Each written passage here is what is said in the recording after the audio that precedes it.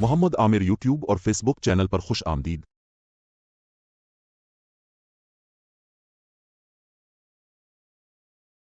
29 मई 1453 रात का 1:30 बजा है।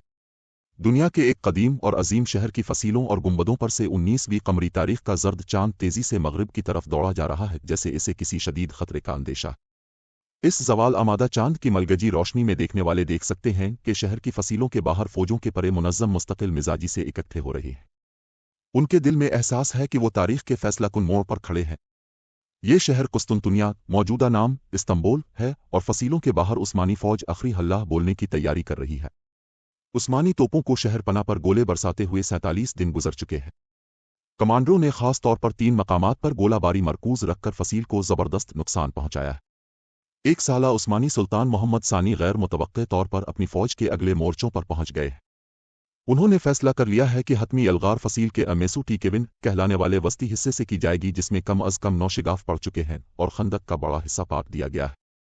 सर पर भारी पगड़ बांधे और तलाई खिलत में मलबूस सुल्तान ने अपने सिपाहियों को तुर्की जबान में मुखातिब किया, मेरे दोस्तों और बच्चों, आगे बढ़ो, अपने आप को साबित करने का लम्हा आ गया है।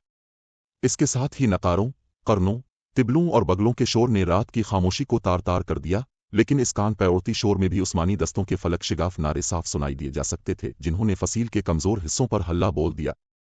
एक तरफ खुश्की से और दूसरी तरफ से समंदर में बहरी जहाज़ों पर नस्ब तोपों के दहानों ने आग बरसाना शुरू कर दी। दिफाई फौज ने जानफिशानी से उस्मानियों की यलगार रोकने की कोशिश की, लेकिन इतालवी तबीब नक्विलो बारबेरो, जो इस दिन शहर में मौजूद थे, लिखते हैं कि सफ़ेद पगड़ियां बांधे हुए हमला आवर जानिसारी दस्ते बेजिगर शेरों की तरह हमला करते थे, और उनके नारे और तिबलों की आवाज़ें ऐसी थीं जैसे उनका ताल्लुक इस दुनिया से ना हो।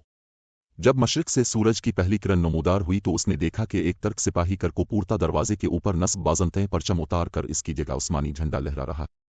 सुल्तान मोहम्मद सफ़ेद घोड़े पर अपने वज़रा और उमाद के हमरा हाजे सोफिया पहुंचे। सदर दरवाजे के करीब पहुंचकर वो घोड़े से उतरे और गिल्ली से एक मुट्ठी खाक लेकर अपनी पगड़ी पर डाल दी। उनके साथियों की आंखों से आंसू जारी हो गए।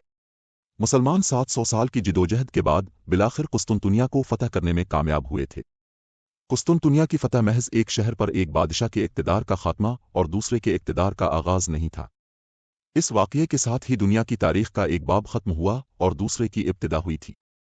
एक तरफ 27 कबल मसीह में कायम होने वाली रोमन एम्पायर 1480 बरस तक किसी न किसी शक्ल में बरकरार रहने के बाद अपने अंजाम को पहुंची, तो दूसरी जानिब उस्मानी सल्तनत ने अपना नुक्ताए उरूज छू लिया और वो अगली 4 सदियों तक 3 बर्रे आज़मों, एशिया, यूरोप और अफ्रीका के हिस्सों पर बड़ी शान से हुकूमत करती रही।